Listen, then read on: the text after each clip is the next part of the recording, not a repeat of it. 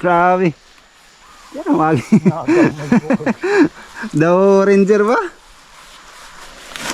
Uy, mas tatay taga-saka na. Master kayo, ako din sa saka oh. Ay, sa taas na yung boss. Ganina din ni Agi. May kulit, may lang sa nga matindi. Naog. Alisod sa nga, manggoy. Kay latay siya na ganina. Panaog din siya pisi. Pana. Grabe tatay pisi la Agi eh. Mabit sa puno. Ay, malayo na yung puno no. Ay, nakakat na si tatay dito. Na. Yan tatay ng saka. Kaya pinaka-master dito siguro tayo. Sa pila kami di 8, 5 naguntat. 2 nang napatay.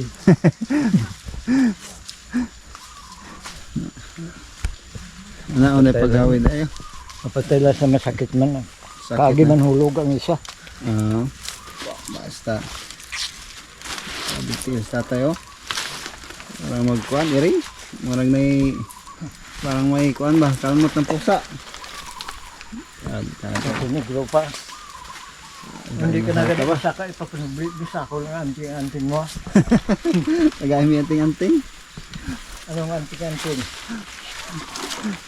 Grabe sa kaldatay. Basta eh. Ano sa staso? Gamay bagay punuan niya sa kano.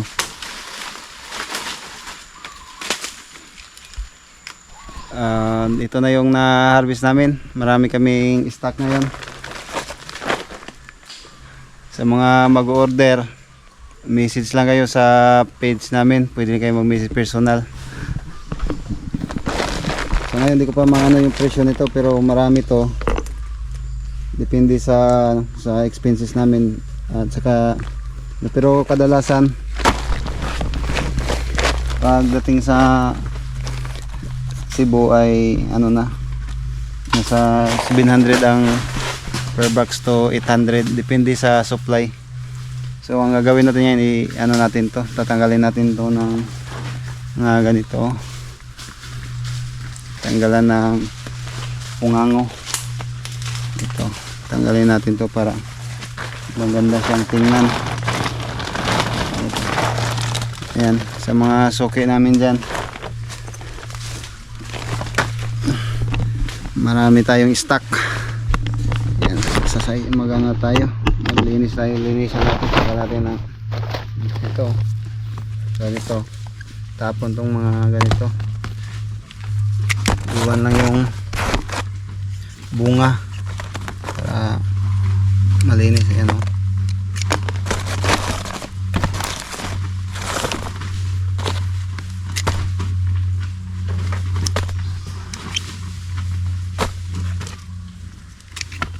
Ganito yung proseso ng lansones.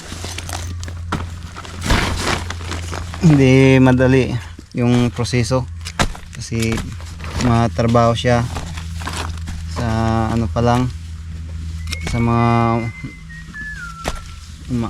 taga-akyat.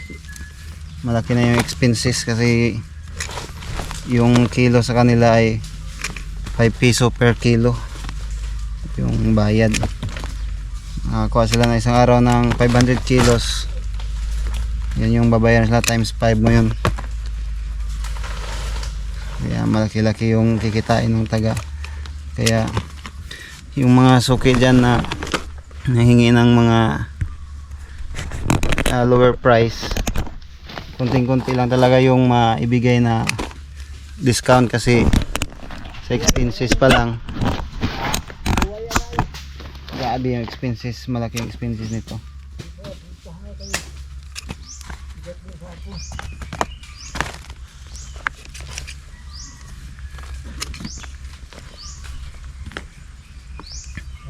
Yan, inisan para maganda pagdating sa ano, sa mga customer, maganda siya tingnan. Dili kwanto no? Dili ni Bisaya na kuano, klase. Unsa man ni? Sambuanga. Sambuanga. Mindanao. Hindi ako pa na Mindanao ni na kuan na klase Sambuanga. Mga taga Sambuanga ing ani ila kuan no, Lanzones.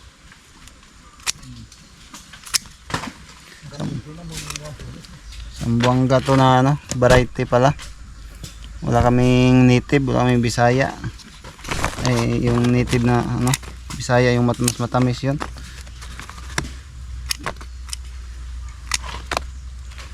Buangga na variety. Matamis din naman to eh. Maganda rin yung ano niya. Yung variety na to.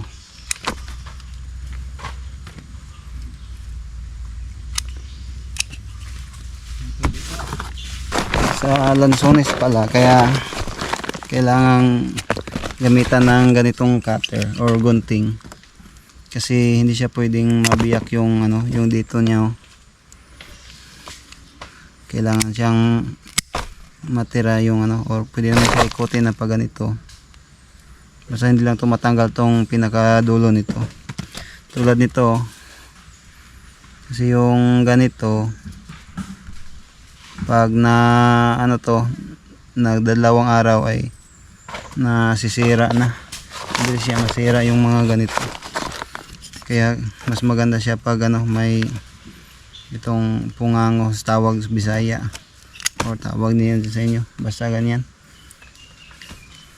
Kailangan gamitan siya ng gunting para hindi siya matanggal, hindi siya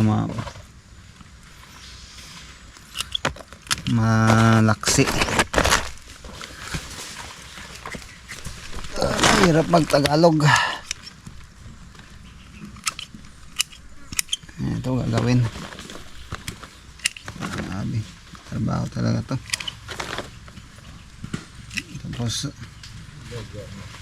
magkano lang tong ano, kilo doon sa city?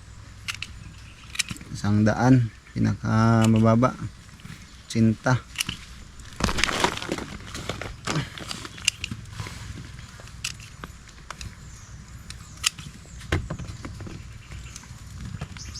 Yan, sa mga gustong mag ano dyan ng prutas, ito yung magandang tips, karagdagang kaalaman.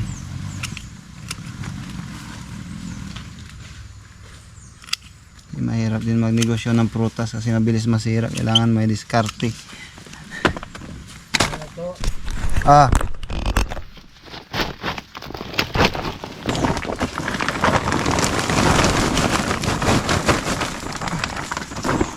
okay.